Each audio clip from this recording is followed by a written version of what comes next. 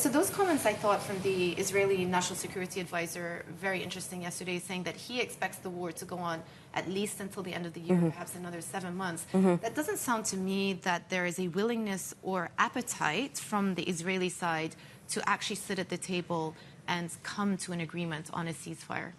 Well, certainly the way that Benjamin Netanyahu, the Prime Minister of Israel, has laid out what he wants from this conflict, the outcomes that he expects to reinforce the security of the State of Israel, he doesn't see many incentives to continue with the hostage negotiations in the way that they have been.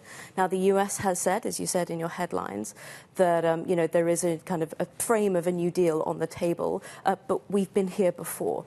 So I'm sceptical, we're generally sceptical about how much the ceasefire negotiations, the hostage negotiations, as part of that, will actually contribute to a material end to the ground operations in Rafah and then the conflict as a whole. And yet there is a lot of criticism being directed at Israel now. More and more you're hearing of European countries who were up until now quite reticent to say anything on record, now saying there needs to be a ceasefire, the killing needs to stop, the incursion needs to stop. ICJ ruling on Friday, the UN's highest court, also warning Israel to not continue with their military incursion, and yet they are continuing. Is it the US really that is the only party that can exercise some power or leverage over Israel at this point? Fundamentally, it is. And although the recent announcements by Ireland and Norway and Spain to recognise the state of Palestine are meaningful for those states and for the potential state of Palestine in itself for the Palestinian Authority,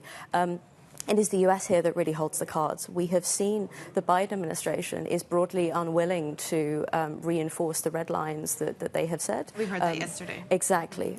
Those red lines appear to be soft, either side, and up for interpretation. And really that speaks to the domestic environment in the US, that factoring into Biden's presidential campaign and all the other components that fit into that. But what about Israeli public opinion? I mean, there are many Israeli families still looking out, waiting to get some sort of update on the hostages and whether there can be some form of a deal agreed to so that the hostages can be released.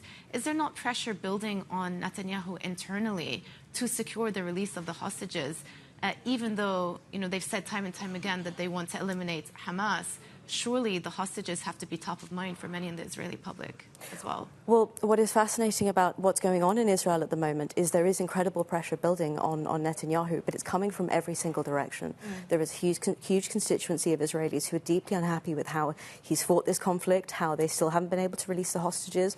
There is also a reasonable constituency backed by the ultra-nationalist and conservative movements in Israeli politics as well, who want to see a different outcome. Yeah. So he's really in a position where he can kind of not do what he wants necessarily, but he has a degree of control because there's no single group that is leveraging its pressure on him. What is Netanyahu's off-ramp? How does he get out of this war? That is an excellent question. It is an excellent question because ultimately, he's seeking not to end it because in ending it, it will, bring him back to court for the corruption charges that he's been trying to avoid for the last several years. The potential off-ramp, the off-ramp that the Arab world would like to see is very much one that we get on the path towards statehood again. We reinvigorate the path we were on back in the 90s and then by some standards the early 2000s. But that's not the one he needs right now. So conditions within Israel need to change.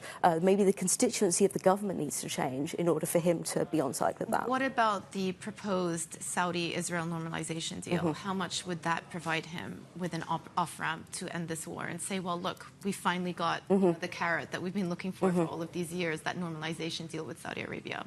Well, one of the things that we have found most interesting is over the last couple of months, the Netanyahu, himself and also his government have not been as supportive of this idea as they were before the conflict began, which speaks to how much the landscape has changed in the region. Yeah, I also think it speaks to the fact that Saudi Arabia probably don't want to pursue these normalization talks with Israel, while Israel still have boots on the ground in Rafah. So I think it's coming from both sides. Definitely.